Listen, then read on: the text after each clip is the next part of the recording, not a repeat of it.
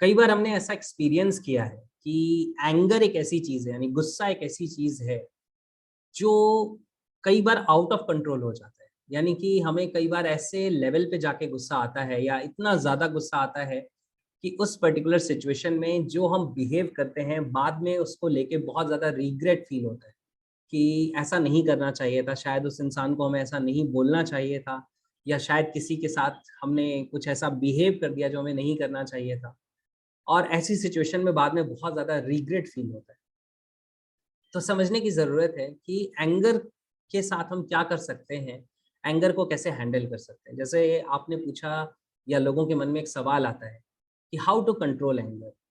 तो सबसे पहले तो मैं ये कहना चाहता हूँ कि हाउ टू कंट्रोल एंगर की बजाय आप ऐसा सोचना शुरू करें कि क्या ऐसा हो सकता है कि जिसकी बाद एंगर आए ही ना। यानी कि जो एंगर आपके अंदर ट्रिगर होता है वो ट्रिगर होना बंद हो जाए या लगभग निग्लेजिबल हो जाए। अगर ऐसा हो जाए तो कितना अच्छा रहेगा।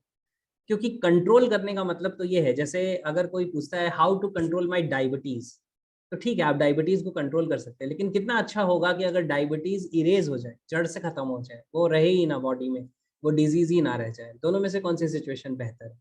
जाहिर सी बात है कि सेकेंड सिचुएशन इज बेटर, क्योंकि वो चीज ही जड़ से खत्म हो जाए। तो ये कब होता है? ये तब होता है जब हम एंगर के रूट कॉज को समझते हैं कि एक्चुअली हमें गुस्सा आता क्यों है। और इसको अगर हम अच्छे तरीके से समझे तो बहुत सारी चीजें right now, right from this moment बदलनी शुरू हो जाती है। राइट। सबसे पहली एक बात जो है समझने की वो ये है कि जनरली हमें गुस्सा तब आता है, एंगर तब आता है जब हमें ऐसा लगता है कि हमारी कोई पर्टिकुलर वैल्यू एक्सप्लॉइट हुई है। राइट। यानी कि हमारी कोई वैल्यू है जो हर्ट हो गई है, या हमारे कुछ रूल्स हैं जो हमने बना के रखे हैं, या हमारी कोई परसेप्शन है जो डिस्ट्रॉय हो रही है।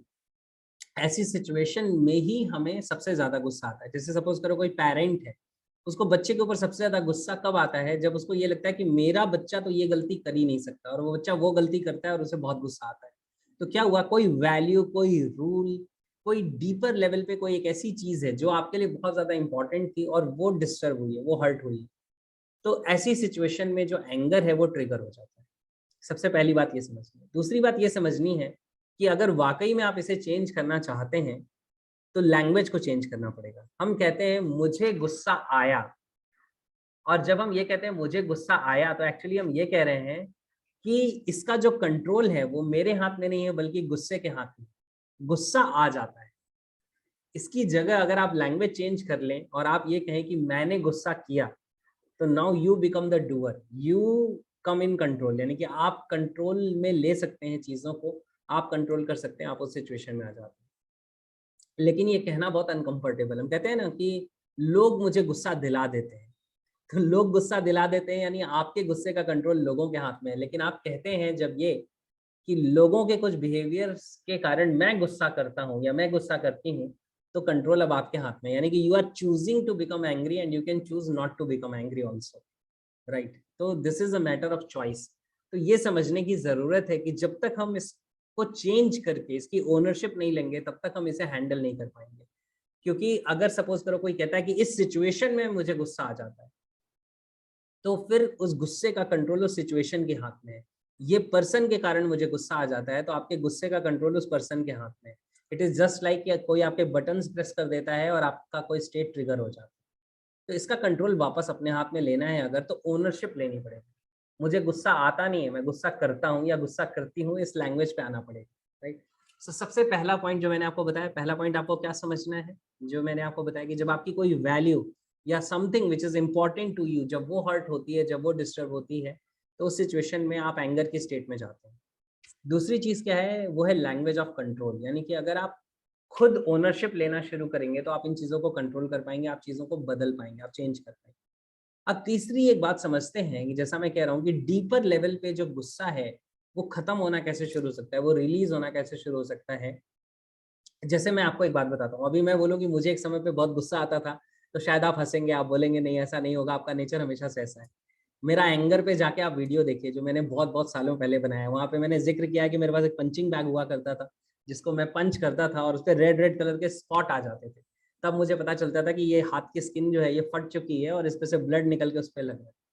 तो कितना ज़्यादा गुस्सा आता होगा आप सोचो, राइट? लेकिन बहुत सारी चीजें सब बदल गई, इसलिए मैं आपको एक्सपीरियंस से बता सकता हूँ कि चीजें बदल जाती हैं अगर हम बदलना चाहते हैं तो, अगर हम चीजों का कंट्रोल अपने हाथ में लेते हैं।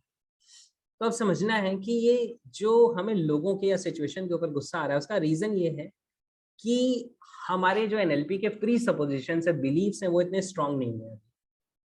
अगर डीप डाउन हमारा ये बिलीफ हो कि people work perfectly, no one is wrong, या people make the best choice available to them at that time, और इसका हमें रियलाइजेशन हो, हमने सिर्फ रट के ना रखा हो, बल्कि ये हमें फील हो रहा हो, अंदर से फील हो रहा हो कि पीपल वर्क परफेक्टली, हर इंसान अपनी जगह परफेक्टली काम कर रहा है, कोई भी अपनी जगह गलत नहीं है, क्योंकि अपनी जगह उसको ये लग रहा है कि मैं सही हूँ।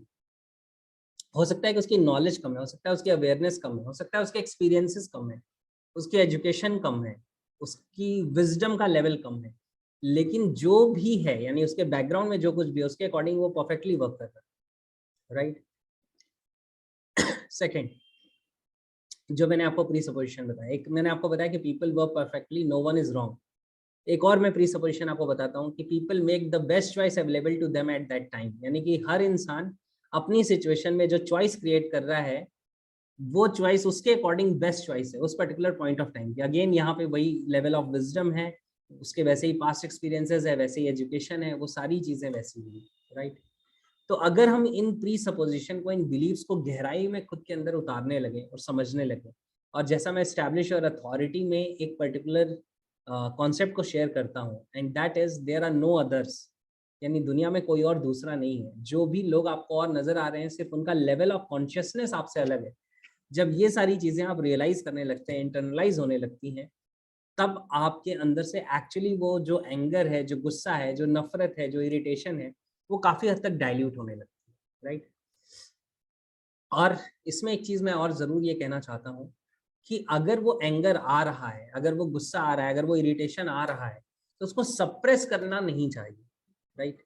इसका मतलब ये नहीं कि आप सामने वाले के ऊपर उस सारे गुस्से को निकालो, but do something inside your mind, right. जैसे मैं कहता हूँ, मैंने जो एंगर के ऊपर बहुत पहले वीडियो बनाई थी, मैंने उसमें बोला था, किसी इंसान के ऊपर बहुत गुस्सा आ रहा है तो उसका माइंड में इमेज, अपने माइंड में उसकी इमेज आप क्रिएट करो, बोलो गधा है, और जस्ट इमेजिन कि उसके दो गधे जैसे कान है, उसका मुंह ऐसे गंदे जैसा लंबा सा है, राइट, और आपको उसी इंसान के ऊपर हंसी आने लगी। So utilise your energy in some other direction, in some positive way, so that वो आपका गुस्सा जो है वो डाइल्यूट हो जाए। किसी सिचुएशन पे बहुत गुस्सा आ रहा है, अगर आपको मन में उस पर्टिकुलर इंसान को दो चार गालियां देनी है तो वो भी आप कर लो, लेकिन आपका गुस्सा उससे डाइल्यूट हो जाएगा, निकल जाएगा, फिर उस इंसान के साथ कनेक्टेड नहीं रह जाएगा। वरना अगर आपने उसको सप्रेस कर लिया तो अगली बार फिर उस इंसान को देखोगे, आप फिर गुस्सा आएगा उसको देख, राइट। तो दीज आर क्विक फिक्सेस जो मैं लास्ट में आपको बता रहा हूँ, लेकिन इसके पहले जो चीजें हैं, जो गहरी समझ की बात है, अगर उन चीजों को हम इंटीग्रेट करते हैं, इम्प्लीमेंट करते हैं, तो एंगर बिट बाय बिट हमारे अंदर से रिजॉल्व होता चला जाएगा, यानी कि हम उससे फ्री होते चले जाएंगे, वो फिर हमें और डिस्टर्ब नहीं करेगा। I hope this make sense और इससे क्लैरिटी मिलेगी।